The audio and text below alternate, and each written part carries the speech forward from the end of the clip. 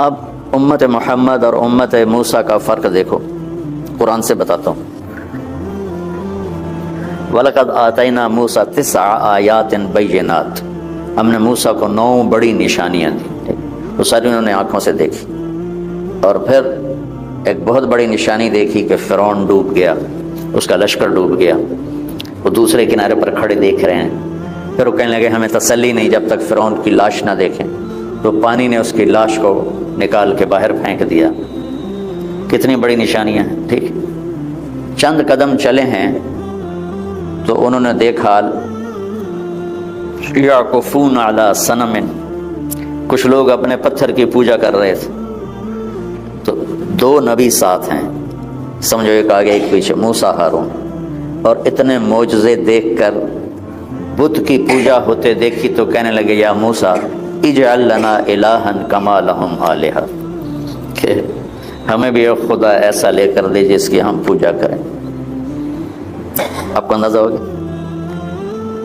ادھر ہمارے نبی انتقال کر گئے، زندہ نہیں ہیں، انتقال ہو گیا، فوت ہو چکے ہیں، موت آ گئی ہے۔ وہاں 2 نبی ساتھ زندہ چل رہے ہیں، یہاں نبی انتقال کر گئے ہیں۔ اور ابو بکر رضی اللہ تعالیٰ عنہ ممبر پہ کھڑے ہو کے خطبہ دیتے ہیں، من کان یعبد محمدا فإن محمدا قد مات۔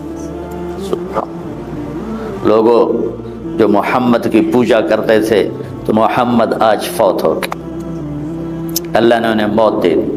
ومن کان یعبد اللہ فإن اللہ حی لا یموت، اور جو اللہ کی پوجا کرنے والے ہیں ان کا اللہ زندہ ہے، موت سے پاک۔ فرق سمجھ میں آیا؟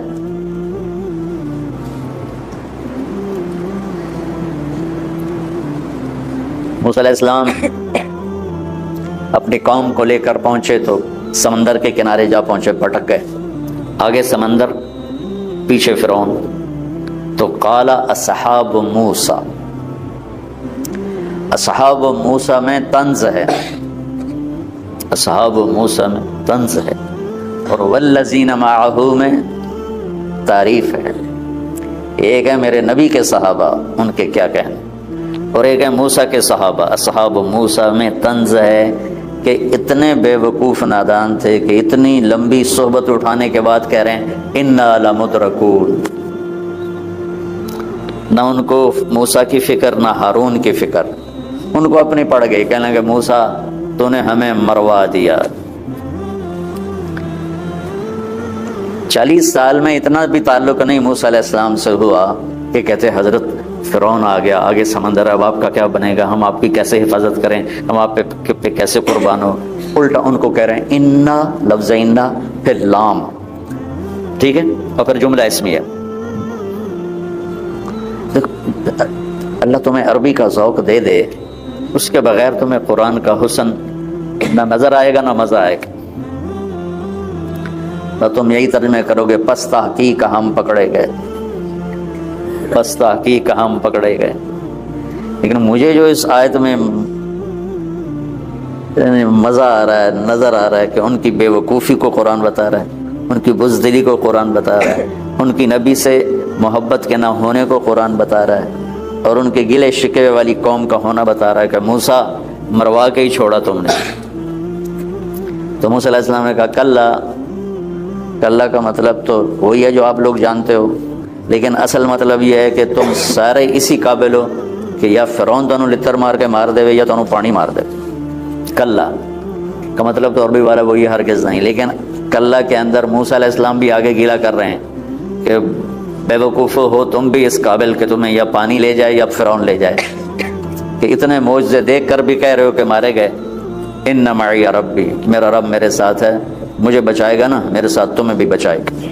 تو ادھر سے بھی جواب ویسے ہی سرد آیا، مروا دیا۔ اور ادھر ہجرت کی رات جب نکلے اللہ کے نبی تو ابو بکر کبھی آگے چلتے تھے کبھی پیچھے چلتے تھے۔ 27 صفر، نبوت کا 14واں سال، ستمبر کا مہینہ۔ آپ نے پوچھا ابو بکر یہ کیا کرتے ہو، کبھی آگے چلتے ہو کبھی پیچھے چلتے ہو؟ کہیں گے یا رسول اللہ جب یہ خیال آتا ہے کہ آگے کوئی دشمن چھپا ہوا وار نہ کر دے تو میں آگے ہو جاتا ہوں کہ میرے اوپر پڑے آپ پہ نہ پڑے. جب یہ خیال آتا ہے پیچھے سے کوئی حملہ نہ کر دے تو میں پیچھے ہو جاتا ہوں تاکہ میرے اوپر وار پڑے آپ پہ نہ پڑے. یہ امت محمد ہے، وہ امت بنی اسرائیل ہے کہ انہیں اپنی پڑ گئی. ابو بکر کو اللہ کے نبی کی پڑ گئی. لا تحزن میں بھی یہی اشارہ ہے. اگر ابو بکر کو اپنی پڑ جاتی نا تو لا تحزن نہیں آتا، لا تخف آتا. لا تخف، لا تفزع، ڈر نہیں، اللہ ساتھ. لا تحزن میں تھا کہ ابو بکر میرا غم نہ کر، اللہ ہمارے ساتھ. ان اللہ معنا، میرا غم نہ کر، اللہ ہمارے ساتھ. تو راجپوتوں میں ایک شاخ کا 4 نمبر. الحمدللہ الذی لا یعجزہ من شیء فی الارض ولا فی السماء ما شاء اللہ کان کما شاء کان فی الوقت الذی شاء علی الوجہ الذی شاء من غیر زیادۃ ولا نقصان ولا تقدم ولا تأخر لکم میعاد یوم لا تستأخرون عنہ ساعة ولا تستقدمون وما لم يشاء لم يكن أعلم أن الله على كل شيء قدير وأن الله قد أحاط بكل شيء علما وأشهد أن لا إله إلا الله وحده لا شريك له وأشهد أن سيدنا ومولانا محمدا عبده ورسوله أما بعد أعوذ بالله من الشيطان الرجيم بسم الله الرحمن الرحيم وكذلك جعلناكم أمة وسطا لتكونوا شهداء على الناس ويكون الرسول عليكم شهيدا وقال النبي صلى الله تعالى عليه وسلم إياكم الغلو في الدين فإنه أهلك من كان قبلكم الغلو في الدين أو كما قال صلى الله تعالى عليه وسلم.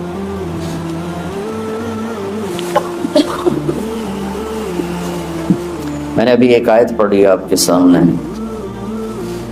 کہ اللہ تعالیٰ فرماتے ہیں کہ ہم نے تمہیں امت معتدل بنایا، وسطا. ایک ترجمہ اس کا امام طبری نے کیا ہے جو ہمارے تبلیغ والوں کے لیے بڑا، بلکہ پوری امت کے لیے، صرف تبلیغ والوں کے لیے کیوں، پوری امت کے لیے وہ ایک پیغام ہے کہ انہوں نے ایک ترجمہ یہ کیا کہ ہم نے تمہیں امت واسطہ بنایا. 2 چیزوں کو ملانے کے لیے درمیان میں جو چیز ہوتی ہے اس کو واسطہ کہتے ہیں. جیسے یہ مائک میرے اور آپ کے درمیان، یہ جو بھی آگے سن رہے ہیں واسطہ ہے. یہ 2 چیزوں کو ملا رہا ہے، مجھے اور آپ کو ملا رہا ہے آواز کو بلند کر کے. تو امام طبری نے اس کا ترجمہ، ایک ترجمہ یہ کیا ہے، یہ بھی کیا ہے امت معتدل بنایا ہے. یہ تو تمام مفسرین نے اس کا یہ ترجمہ کیا. امام طبری نے ایک ترجمہ یہ کیا ہے کہ ہم نے تمہیں امت واسطہ بنایا ہے. جیسے پہلے انبیاء آتے تھے اور وہ واسطہ ہوتے تھے اللہ اور بندوں کے درمیان، کہ لوگ اللہ کو نہیں جانتے تو ایک نبی آتا ہے، رسول آتا ہے، وہ لوگوں کو اللہ کا تعارف کرواتا ہے اور اللہ سے ان کو ملا دیتا ہے، اللہ کے سامنے انہیں جھکا دیتا ہے اور انہیں صراط مستقیم پہ کھڑا کر دیتا ہے. اب ہمارے نبی پاک صلی اللہ علیہ وسلم کے بعد کوئی نبی نہیں آئے گا، تو لہٰذا اے امت محمد اب تم واسطہ ہو. ہمارے ذمہ ہے، جو تبلیغ والے کر رہے ہیں، ہمارے ذمہ ہے کہ ہم اب اللہ کے پیغام کو لوگوں تک پہنچائیں اور ہم واسطہ بنیں بندوں اور بندوں کے رب کے درمیان. یہ بہت خوبصورت ترجمہ ہے.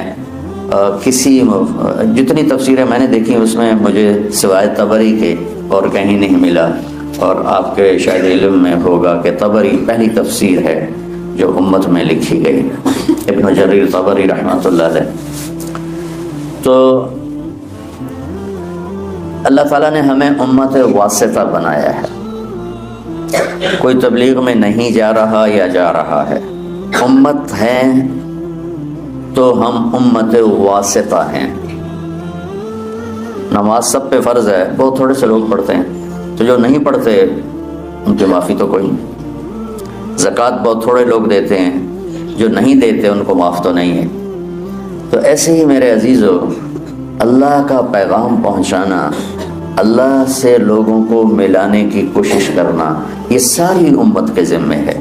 بہت تھوڑے سے لوگ کر رہے ہیں، بے شمار امت ہے جو بھول چکی ہے، اور بھولنا بھی بھول چکے ہیں۔ مدت ہوئی صیاد نے چھوڑا بھی تو کیا، تاب پرواز نہیں، راہ چمن یاد نہیں۔ مجھے یہ شعر بڑا فٹ آتا ہے کہ ایک شکاری چھوٹے سے پرندے کو گھونسلے سے اٹھا کے لے آتا ہے اور اگر اپنے پنجرے میں ڈال دیتا ہے، جب اس پرندے کی شعور کی آنکھ بیدار ہوتی ہے تو اپنے آپ کو ایک پنجرے میں دیکھتا ہے، اور ایک کوٹھالی میں اس کے لیے دانہ پڑا ہوتا ہے، ایک میں پانی ہوتا ہے۔ بس وہ وہاں سے دانہ اٹھاتا ہے، وہاں سے پانی کے چند قطرے لیتا ہے اور وہیں پھڑ پھڑا کے بیٹھ جاتا ہے۔ اور جب اس کی آنکھ ہی وہیں کھلی تو اس کی ذہنیت اور اس کا جو مائنڈ سیٹ تھا وہ فکس ہو گیا کہ بس یہی میرا جہان ہے، یہی میری دنیا ہے۔ جب وہ پرندہ جوان ہو گیا تو شکاری نے ایک دن دروازہ کھولا پنجرے کا، کہا اپنے چمن کو لوٹ جا، اپنے جنگل کو لوٹ جا۔ تو وہ آگے کہتا ہے تاب پرواز نہیں، مجھ سے تو اڑا ہی نہیں جاتا، اور اگر میں اڑ بھی جاؤں تو راہ چمن یاد نہیں، مجھے تو یاد ہی نہیں تم مجھے کہاں سے لائے ہو، تو میں کدھر جاؤں، میں نے اتنے ہی رہن دے۔ تو اس وقت امت محمد صلی اللہ علیہ وسلم دکانوں کے پنجرے میں، فیکٹریوں کے پنجرے میں، میلوں کے پنجرے میں، زراعت کے پنجرے میں، کاروبار زندگی کے پنجرے میں ایسی بند ہوئی ہے، بس صبح گھر سے اپنے کام پر، کام سے گھر پر، گھر سے دکان پر، دکان سے گھر پر، یہ سارا ماحول ہے۔ اب جب انہیں کہتے ہیں کہ بھائی تمہیں اپنے چمن کو لوٹو، تمہیں تو دنیا میں اللہ کا پیغام سنانا ہے، تو کہتے ہیں تاب پرواز نہیں، راہ چمن یاد نہیں۔ تو آج جو میں تھوڑی بات کرنا چاہتا ہوں وہ دوسرے معنی پر ہے۔ وَكَذَلِكَ جَعَلْنَاكُمْ أُمَّةً وَسَطًا، ہم نے تمہیں امت معتدل، درمیان والی امت بنایا۔ اچھا، یہ جو آیات کی نمبرنگ ہوئی ہے یہ بہت بعد میں ہوئی ہے۔ اللہ کے نبی کے دور میں یہ آیات کو نمبر نہیں لگے ہوئے تھے، اور اس طرح ایک ایک آیت الگ نہیں کی گئی تھی۔ بعد کے علماء نے اپنی محنت کوشش سے یہ آیات کا عدد تعداد مقرر کیا۔ سورہ بقرہ کی 286 آیات ہیں۔ امتاً وسطا، درمیان والی امت۔ جب علماء سورہ بقرہ کی آیات بنا رہے تھے تو ان کے سامنے تو پیچھے سے چلے آ رہے ہیں، امتاً وسطا ان کے سامنے تو اس وقت آیا جب وہ یہاں پہنچے تو یہ بڑی حیرت اور قدرت خداوندی کی یہ ایک تصویر ہے کہ وَكَذَلِكَ جَعَلْنَاكُمْ أُمَّةً وَسَطًا، آیت نمبر 146 ہے، اور 146 وسط 286 ہے۔ 146 جمع 146 کتنے ہو گئے؟ مولویانو حساب تھوڑا ہی عمدہ ہے۔ ہاں، کتنے ہو گئے؟ 200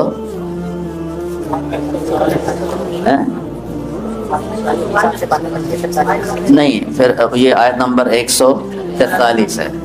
میرا ذہن ہی سویا ہوا ہے، میں کیا آگے۔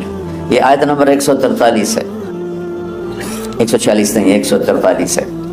تو بالکل درمیان میں لفظ کے لحاظ سے، اور ادھر آیت کی تقسیم ہو رہی ہے تو کرتے کرتے جب اس آیت پر پہنچے تو یہ 143 پر نہیں تھی، اور آیات 286 ہیں، تو اس کا وسط بنتا ہے۔ اور امتاً وسطا، درمیان والی امت کے پیچھے مفہوم کیا ہے؟ یہودی بہت زیادہ حرص و ہوس کا شکار ہوئے دنیا کے لیے۔ عیسائی رہبانیت میں ایسے دنیا ترک دنیا، رہبانیت ابتدعوها ما كتبنا علیہ، ابن کثیر رحمۃ اللہ علیہ بہت بڑے آدمی ہیں، بھاری آدمی ہیں علم کی دنیا میں، انہوں نے ایک واقعہ نقل کیا ہے، وہ بتانے لگا۔ علامہ عتبی رحمۃ اللہ علیہ قبر پر بیٹھے تھے، یہ پہلی صدی کا ایک واقعہ لگتا ہے کہ کوئی وہ رکاوٹ نہیں تھی اور کچھ پڑھ رہے تھے، تو ایک بدو آیا، اس نے اپنی اونٹنے کو باہر کھڑا کیا اور آ کر اندر سلام پیش کیا، السلام علیکم یا رسول اللہ۔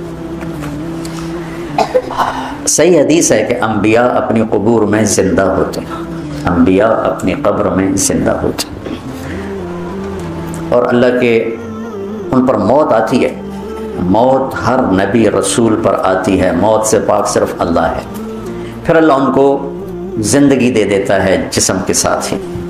کچھ علماء فرماتے ہیں کہ برزخی زندگی ہوتی ہے، لیکن جو جمہور اور اہل سنت والجماعت جس اس پر مذہب اور عقیدے پر ہیں کہ انبیاء اپنے قبور میں زندہ ہوتے ہیں۔ تو آ کر سلام پیش کیا اور کہنے لگا یا رسول اللہ، آپ کے رب کہتے ہیں وَلَوْ أَنَّهُمْ إِذْ ظَلَمُوا أَنفُسَهُمْ جَاءُوكَ، اگر یہ گناہ کر کے آپ کے پاس آ جائیں فاستغفر اللہ، اور معافی مانگیں اللہ سے، واستغفر لهم الرسول، اور آپ بھی پھر اللہ سے ہمارے لیے معافی مانگیں تو اللہ معاف کرتا ہے، تو جئتک مستغفرا لذنوبی ومستشفعا بک الی ربی ان یغفر لی، میں آپ کے پاس اپنے گناہوں کا بوجھ لے کر آیا ہوں اور آپ کو سفارشی بناتا ہوں اللہ کی بارگاہ میں کہ اللہ تعالیٰ مجھے معاف کر دے۔ اور پھر اس نے 4 شعر پڑھے، 2 شعر اب بھی روضہ مبارک کا جو 2 پلر ہیں، جیسے یہاں کھڑے ہو کے سلام کر دیں، ایک شعر یہاں لکھا ہوا ہے، ایک شعر یہاں لکھا ہوا ہے، 2 کتاب میں لکھے ہوئے ہیں۔ یا خیر من دفنت فی القاع اعظمہ فطاب من طیبہن القاع والاکم، اے وہ بابرکت ذات جو زمین کے اندر گئے تو زمین کا اندر بھی پاک ہو گیا اور اوپر بھی پاک ہو گیا، اندر بھی خوشبودار اور باہر بھی خوشبودار۔ یہ ادھر ہے شعر، نفس الفداء لقبر انت ساکنہ فیہ العفاف وفیہ الجود والکرم، میری جان اس قبر پہ قربان جس میں آپ آرام فرما رہے ہیں، آپ کے ساتھ آپ کی سخاوت بھی ہے، آپ کی دریا دلی بھی ہے، آپ کی فیاضی بھی ہے۔ یہ 2 شعر۔ اگلے 2، انت الشفیع الذی ترجى شفاعتہ علی الصراط اذا ما زلت القدم، آپ ہی وہ شفیع مذنبین ہیں کہ پل صراط پار ہوگا آپ کی سفارش اور شفاعت سے، عملوں سے نہیں، آپ کی شفاعت سے پل صراط پار ہوگا۔ وصاحباک لا انساہما ابدا، اور میں آپ کے دونوں ساتھی ابو بکر عمر کو بھی کبھی نہیں بھول سکتا۔ منی السلام علیکم وما جرى القلم، کیا شعر کہہ گیا اور کیا بات کر گیا، یا رسول اللہ قیامت تک جب تک قلم چلتے رہیں میرا سلام آپ تینوں کو پہنچتا رہے۔ قلم تو کبھی رکتا نہیں، اور آج کل قلم بہت زیادہ چل رہا ہے، کمپیوٹر کتنا بڑا قلم وجود میں آ چکا ہے، تو کیا بات کر گیا، عرب کی فصاحت پہ قربان جاؤں، لہم السن فصیحہ۔ ایران کے بادشاہ نے کہا تھا کہ عربوں میں کیا خصوصیت ہے، تو وہ تھا امیہ بن ابی سلط، اس نے کہا لہم قلوب جریہ وانصاب محفوظہ والسنۃ فصیحہ، کہا میرا سلام پہنچے آپ تینوں کو جب تک قلم چلتا رہے، اور پھر وہ روتا ہوا باہر نکل گیا۔ علامات بھی وہ ایک دم نیند آ گئی، بیٹھو بیٹھو، تو خواب میں اللہ کے نبی کا دیدار ہوا، کہا عتبی جاؤ اس بدو کو خوشخبری دے دو کہ تیری فریادیں پہنچیں اور تیری بخشش ہوگی۔ ہمارے نبی کے معجزات میں ایک معجزہ ہے کہ آپ کی قبر موجود مشہود، باقی جتنے انبیاء ہیں ان کی قبریں یقینی نہیں ہیں، ابراہیم علیہ السلام کی قبر موجود ہے اور کئی انبیاء کی قبریں عراق میں فلسطین میں، لیکن یقین سے نہیں کہہ سکتے کہ واقعی یہ ہیں، صرف ہمارے حبیب پاک ہیں جن کی قبر مبارک یقین کے ساتھ ہے، اور آپ کا فیض آپ کے جانے کے بعد بھی دنیا میں چل رہا ہے، جاری اور ساری ہے، اور اللہ تعالیٰ نے ہمیں آپ کا امت ہی بنایا، تو جیسے وہ کر گئے ویسے کر دو، تو اللہ تعالیٰ جب بھی دیکھے گا خوش ہوگا میرے حبیب کی شبیب۔ نبی کی دعا سنو اپنے رب کی تعریف میں، صبح شام میرے نبی اپنے رب کی یوں تعریف فرماتے تھے، سارے انسانوں کی تعریف کٹھی کریں اللہ کے بارے میں تو میرے نبی کی حمد و ثنا اللہ کے بارے میں سب سے زیادہ ہے۔ چند الفاظ میں سمندر آ جاتے تھے، چند الفاظ، ہم تو عربی نہیں جانتے نا، ہماری بدقسمتی ہے، یعنی کوئی لمبے چوڑے الفاظ نہیں ہیں، میرے نبی کی تو 23 برس کی زندگی تھی، کوئی کتابیں نہیں ہیں، الکلمات جن کو ایک مثال سے واقعہ سناتا ہوں۔ طفیل بن عامر دوسی آئے، ان سے مکے والوں نے کہا ایک جادوگر ہے جو اس کی سنتا ہے نا اسی کا ہو جاتا ہے، لہذا اس کی بات نہ سننا۔ تو فیل کہتے ہیں میں ڈر کے نا میں نے اپنے کانوں میں روئی ڈال کہ میں سننی ہی کوئی نہیں، کہ تو میرے اتنے جادو نہ چل جائے۔ طواف کر رہا ہے اور اللہ کے نبی نماز پڑھ رہے ہیں، چہرے پر نظر پڑی تو کشش پیدا ہوئی، کہنے لگا یہ کون؟ تو قریش نے کہا ہوا وہی تھا جادوگر تینوں سے دس ہے کہ اچھا کہ میں نے پھر دیکھا تو مجھے خیال آیا میں اتنا بڑا سردار آدمی ہوں اور اتنی بڑی قوم کو میں لیڈ کرتا ہوں اور شعر و شاعری کو سمجھتا ہوں، مجھے تو یہ چہرہ جادوگر کا نظر نہیں آتا، میں اس کی سنتا ہوں، اچھی بات ہوگی تو لے لوں گا، نہیں ہوگی تو نہیں لوں گا۔ تو جا کے پاس بیٹھ گیا، روئی نکال، آپ نماز سے فارغ ہوئے تو اب کہنے لگا یا محمد ما تقول، کیا کہتے ہو؟ ہم جو عجمی ہیں نا ہمارے مزاج میں بات کو لمبا کرنا، لمکائی جاؤنا، لسی پانی ٹھوکی جاؤنا، اور عرب کے مزاج میں مکھن نکالنا، چند الفاظ میں پوری کتاب بھر دیتے۔ ایک ایسے واقعہ مزے کا سنا تھا، میرا دوست عرب شاعر، ہم کٹھے قطر، تو ایک مضمون چل رہا تھا میرے اس کے درمیان ایک بات چل رہی تھی، اس بات پر میں نے تائید کے لیے چند اشعار پڑھے کہ ہاں واقعی یہ بات ایسے ہی ہے، ہم دونوں ایک بات پہ متفق تھے۔ تو میں نے کہا وہ شاعر کہتا ہے وَمِمَّا شَجَانِي أَنَّنِي كُنْتُ نَائِمًا أُعَلِّلُ مِنْ بَرْدٍ بِطِيبِ التَّنَسُّمِ إِلَىٰ أَنْ دَعَتْ وَرْقَاءُ مِنْ غُصْنِ أَيْكَةٍ تَفَرَّدَ مَبْكَاهَا بِحُسْنِ التَّرَنُّمِ فَلَوْ قَبْلَ مَبْكَاهَا بَكَيْتُ صَبَابَةً بِسُعْدَى شَفَيْتُ النَّفْسَ قَبْلَ التَّنَدُّمِ وَلَكِنْ بَكَتْ قَبْلِي فَحِيَّجَ لِيَ الْبُكَاءُ بُكَاهَا فَقُلْتُ الْفَضْلُ لِلْمُتَقَدِّمِ۔ کتنا لمبا چوڑا کلام ہے، وہ کہنا ہے کہ تم جو عجمی ہو نا تم لمبی بات کرتے ہو، لسی پانی ٹھوکی جاتے ہو، اور ہم جو عرب ہیں ہم 2 لفظوں میں بات ختم کرتے ہیں کہ یہ جو تم نے مضمون اتنا لمبا چوڑا بیان کیا ہے یہ 2 اشعار میں آ جاتا ہے، صرف 2 اشعار میں۔ نقل فؤادک حیث شئت من الہوى ما الحب الا للحبیب الاول کم منزل فی الارض یعلفہ الفتى وحنینہ ابدا لاول منزل، کہ تیرے 6 اشعار کا مضمون ان 2 اشعار میں آ جاتا ہے۔ یہ مزاج عرب ہے۔ تو میرے نبی نے کوئی بیٹھ کے 2 گھنٹے تقریر نہیں کی، سننا ما تقول یا محمد، کیا کہتے ہو؟ آپ نے کہا ان الحمد للہ احمدہ واستعینہ واؤمن بہ واتوکل علیہ من یہدہ اللہ فلا مضل لہ ومن یضللہ فلا ہادی لہ۔ ایسے کانپ گیا تو فعل کہنے لگا اعد فقد بلغنا قاموس البحر، کاش میں آپ کو سمجھا سکتا، میں تو آپ نے پورا سمجھاتا ہوں کہ سمجھائیں۔ کہنے لگا دوبارہ کہو، تیرے چند جملوں نے 7 سمندر پی لیے، تیرے چند جملوں نے 7 سمندر پی لیے۔ یہ ہے کلام عرب کا حسن، تیرے چند جملوں نے۔ آپ نے پھر کہا ان الحمد للہ احمدہ واستعینہ واؤمن بہ واتوکل علیہ من یہدہ اللہ فلا مضل لہ ومن یضللہ فلا ہادی لہ۔ کا ہاتھ بڑھا، مجھے کلمہ پڑھا۔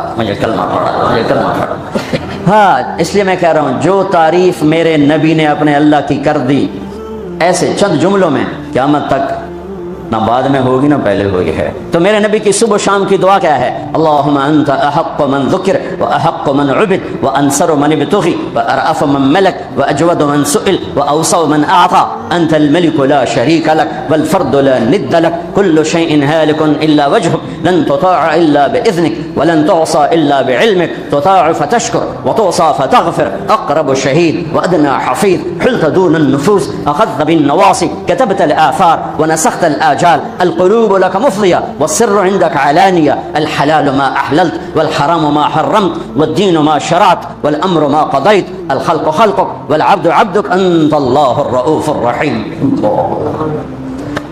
آپ اس کو ترجمہ تو نہیں سمجھ میں آئے گا لیکن ردم تو اچھا لگ رہا ہوگا۔ کیا ردم ہے، کیا موسیقی ہے، اے اللہ پوری دھرتی میں تیرے سوا کوئی نہیں جسے میں یاد کروں، تیرے سوا کوئی نہیں جس کے آگے سر جھکاؤں، تیرے سوا کوئی نہیں جس کے آگے جھولی پھیلاؤں، ہاتھ پھیلاؤں، تیرے سوا کوئی نہیں جو کھل کے دے اور دیتے ہوئے خوش ہو، تیرے سوا کوئی نہیں جو ندا اور صدا اور پکار پر حاضر ہو۔ تو ہی ہے جو صدا پہ آتا ہے، ندا پہ آتا ہے، پکار پہ آتا ہے، بلکہ تجھے تو آنا ہی نہیں پڑتا کہ تو نحن اقرب الیہ من حبل الورید، تو پہلے ہی شارک سے زیادہ قریب ہے۔